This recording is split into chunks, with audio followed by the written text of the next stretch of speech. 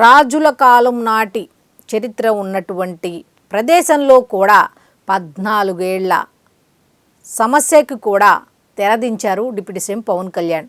అసలు రాజుల కాలం నాటి ప్రాంతం ఏంటి, 14 సంవత్సరాలకు సంబంధించిన సమస్య ఏంటి, దానికి డిప్యూటీ సీఎం పవన్ కళ్యాణ్ తెరదించడం ఏంటి అనే దాని మీద ఈరోజు మనం ఖచ్చితంగా మాట్లాడుకోవాలి. చాలా చాలా ఇంపార్టెంట్ పాయింట్ ఇది. రాజుల కాలం అంటే ఎలా ఉండేది, మరి ఆనాటి కాలం ఉన్నటువంటి సమస్యను ఈనాటి కాలంలో మరి ఈయన పూర్తి చేయబోతున్నాడు అంటే నిజంగా ఒక గొప్ప పాయింట్. కాబట్టే ఈరోజు మన కమ్ టు ద పాయింట్ కార్యక్రమంలో తీసుకోవడం జరిగింది. అయితే ఇక పాయింట్లోకి వెళ్ళిపోదాం. అయితే ఈ చరిత్ర అయితే ఒకసారి ఈ రాజుల కాలం నాటి ప్రదేశానికి సంబంధించిన చరిత్ర గురించి ఫస్ట్ మనం తెలుసుకుందాం. తెలుసుకునే ముందు మనం చేయాల్సింది ఏంటి అంటే ప్రతి కమ్ టు ద పాయింట్ కార్యక్రమంలో మనం చేస్తున్నది ఏమిటి అంటే గత వీడియోకి సంబంధించి ప్రతి కామెంట్ అన్ని కామెంట్లలో ఒక కామెంట్ని సెలెక్ట్ చేసుకొని మీతో డిస్కస్ చేస్తాను కదా. అదేవిధంగా నిన్న నేను ఒక వీడియో చేశా. ఏమని అంటే చంద్రబాబు నాయుడు గారు అన్నా క్యాంటీన్లను గ్రామ స్థాయిలో డెవలప్ చేసుకుంటూ వెళ్తున్నారు, అలాగే డిప్యూటీ సీఎం పవన్ కళ్యాణ్ కూడా గ్రామ స్థాయిలో పనిచేసుకుంటూ వెళ్తున్నారు. వీళ్ళు కేవలం పదవులలో ఉండి మాత్రమే పదవుల్లో ఉండి ఆ పదవులకు వన్నె మాత్రమే తీసుకురావట్లేదు, పార్టీలను కూడా చాలా తెలివిగా ఒకళ్ళ మీద ఒకళ్ళు పోటీ పడుతూ అంతర్గతంగా బలోపేతం చేసుకుంటూనే అది అభివృద్ధి ద్వారా చేసుకుంటూ వెళ్తున్నారు చూసారా అని నేను చెప్తే దీనికి సంబంధించి ఒకళ్ళ ఇద్దరు ముగ్గురు అయితే కామెంట్స్లో ఏముంది అంటే చాలామంది చేసింది ఏంటంటే అంత సీన్ లేదు పవన్ కళ్యాణ్కి, చంద్రబాబు నాయుడు గారికి తెలుసు ఎక్కడ తొక్కాలో ఎక్కడ తొక్కి నార తీయాలో చంద్రబాబు నాయుడు గారికి తెలిసినంత మిగతా వాళ్ళకి తెలీదు అని చెప్పి ఒకళ్ళు కామెంట్ చేస్తే దానికి రిప్లైస్ కొంతమంది ఏమిచ్చారు అంటే అవునా, ఎక్కడ తొక్కాలో చంద్రబాబు నాయుడు గారికి తెలిస్తే ఎక్కడ నెగ్గాలో పవన్ కళ్యాణ్ గారికి తెలుసు అంటూ కౌంటర్ ఇచ్చారు. అయితే నేను చెప్పింది ఏంటి, మీరు చెప్పేది ఏంటి? వాళ్ళు పోటాపోటీగా అభివృద్ధి చేసుకుంటూ వెళ్తున్నారని నేను చెప్తే మీరేమో చంద్రబాబు నాయుడు గారు పవన్ కళ్యాణ్ గారిని తొక్కేస్తున్నారని చెప్పి, లేకపోతే పవన్ కళ్యాణ్ జనసేన వాళ్ళకి సంబంధించి మీరేమో పవన్ కళ్యాణ్ గారు అక్కడ తగ్గారు అంటే ఏదో ఉంది అని చెప్పి మీరు అలా మాట్లాడటం, ఒకళ్ళ మీద ఒకళ్ళు అలాగా డిస్కస్ చేసుకోవటం అనేది కరెక్ట్ కాదు అనేది నా అభిప్రాయం. మీరే ఇట్లా ఉంటే మరి ప్రత్యర్థులకు చులకనైపోతారు కదా. ఒకసారి ఆలోచించుకోండి. ఇన్ కేసు ఎవరైనా ప్రత్యర్థులు ఈ పవన్ కళ్యాణ్కి సంబంధించి ఈ తెలుగుదేశం పార్టీకి సంబంధించి ఒకళ్ళ మీద ఒకళ్ళు మీరు ఇట్లా వేసుకుంటే వాళ్ళు కూడా మధ్యలోకి దూరి మళ్ళీ మీ మీద రాళ్ళు వేసే ప్రయత్నాలు చేస్తారు. కాబట్టి అవతల వాడు రాయి వేస్తే తిరిగి మనం రాయి విసిరే ప్రయత్నం చేయాలి తప్ప ఆ రాయి తీసుకొని మీరు ఆ రాళ్లతో కొట్టేసుకుంటే ఉపయోగం ఏమిటి చెప్పండి, ఒకసారి ఆలోచించండి.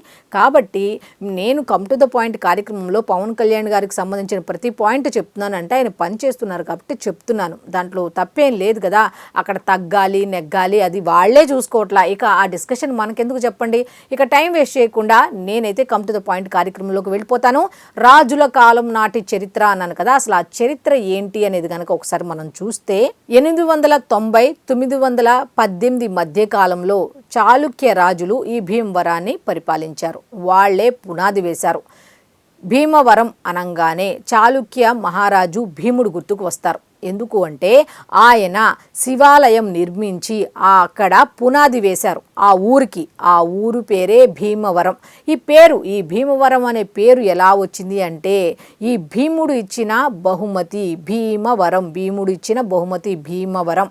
సో ఒక బహుమతి అన్న విధంగా భీమవరం అనే పేరైతే వచ్చింది. అయితే ఆ భీముడు తర్వాత ఈ చాళుక్య మహారాజు తర్వాత ఈ చాళుక్యుల తర్వాత చాలామంది రాజవంశానికి సంబంధించిన చాలామంది కూడా అనేక రకాల వంశాలు అయితే అక్కడ భీమవరాన్ని పరిపాలించడం జరిగింది. అయితే అది రాజుల కాలం చరిత్ర. రాజుల కాలం చరిత్ర అంటే ఆ తర్వాత రాజులు పోయాయి, రాజ్యాలు పోయాయి. కాబట్టి అది అలా వదిలేసి నెమ్మదిగా గత 14 ఏళ్ల నుంచి మాట్లాడుకుంటూ వద్దాం. రాజుల కాలంలో ఏం జరిగింది అనే దానికన్నా ఒక 14 ఏళ్ల క్రితం నుంచి ఏం జరిగింది భీమవరంలో అనేది మనం మాట్లాడుకుందాం.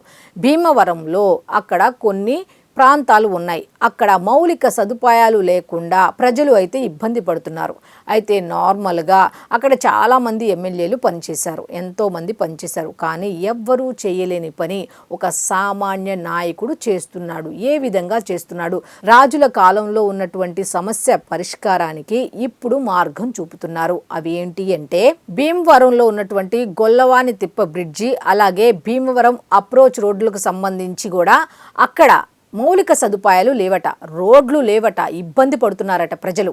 అయితే అక్కడ స్థానిక ఎమ్మెల్యే అయినటువంటి పులపర్తి రామాంజనేయులు గారు ఈ సమస్యని డిప్యూటీ సీఎం పవన్ కళ్యాణ్, పంచాయతీరాజ్ శాఖ మంత్రి పవన్ కళ్యాణ్ గారి దృష్టికి తీసుకువెళితే మరి సమస్య ఆయన దృష్టికి వచ్చింది అంటే ఖచ్చితంగా పరిష్కార మార్గం చూపించి తీరతారు. కాబట్టి ఆయన ఈరోజు ఉదయం 11 గంటలకు అయితే ఈ గొల్లవాని తిప్ప బ్రిడ్జి, అలాగే భీమవరం బ్రిడ్జ్ అప్రోచ్ రోడ్లకు సంబంధించి శంకుస్థాపన చేయబోతున్నారు. అంతేకాకుండా డిఎన్ఆర్ కళాశాల వద్ద పూర్తి చేసినటువంటి సిమెంట్ రోడ్డును కూడా ఈరోజు ప్రారంభించబోతున్నారు. దాదాపు 25 కోట్లకు పైగా నిధులతో అయితే ఈ కార్యక్రమాన్ని ప్రారంభించబోతున్నారు. ఎలా అంటే ఈ గొల్లవాని తిప్పకు సంబంధించి 7 కోట్ల రూపాయలతో అయితే పనులకు శంకుస్థాపన చేయబోతున్నారు. అదేవిధంగా దాదాపు ఒక 15 నుంచి 20 కోట్ల రూపాయల మధ్యలో అయితే ఈ భీమవరం బ్రిడ్జ్ అప్రోచ్ రోడ్డు కూడా ఆయన శంకుస్థాపన చేయబోతున్నారు. ఇందాక చెప్పాను కదా, డిఎన్ఆర్ కళాశాల వద్ద ఏర్పాటు చేసినటువంటి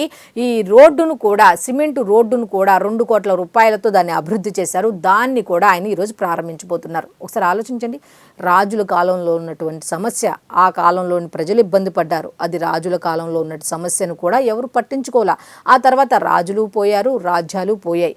ఆ తర్వాత ఇప్పుడు నాయకులు వచ్చారు. మరి 14 ఏళ్ల క్రితం ఉన్నటువంటి సమస్యను, అక్కడ గొల్లవాని తిప్ప బ్రిడ్జి లేకపోవడం వల్ల ఎంతమంది ప్రజలు ఇబ్బంది పడ్డారు, ఆ తర్వాత భీమవరం అప్రోచ్ రోడ్ లేకుండా ఎంతమంది ఇబ్బంది పడ్డారు. మరి అటువంటి సమస్యలను ఒక సామాన్య నాయకుడు, సామాన్య రాజకీయ నాయకుడు రాజకీయాల్లోకి వచ్చి ప్రజా సమస్యలను తెలుసుకొని, ఎక్కడ ఏ సమస్యలు ఉంటున్నాయో తెలుసుకొని వాటికి పరిష్కార మార్గాలు చూపుతున్నాడు అంటే నిజంగా ఇది సామాన్యమైన విషయమా? ఒకసారి మీరే చెప్పండి. అయితే ఈ 14 ఏళ్లలో ఎంతో మంది ఎమ్మెల్యేలు వచ్చారు, కానీ ఎవ్వరూ చేయని పనిని మాత్రం ఒక ఎమ్మెల్యే, ఆ స్థానిక ఎమ్మెల్యే, భీమవరం నియోజకవర్గానికి సంబంధించినటువంటి స్థానిక ఎమ్మెల్యే తీసుకెళ్లి పవన్ కళ్యాణ్ గారి దృష్టికి తీసుకెళ్తే దానికి నిధులు మంజూరు చేసి ఆ సమస్యలకు పరిష్కారం చూపుతున్నారు అంటే ఒక గొప్ప విషయం. కాబట్టి ఈరోజు మన కమ్ టు ద పాయింట్ కార్యక్రమంలో అయితే మనం చెప్పుకోవటం జరిగింది.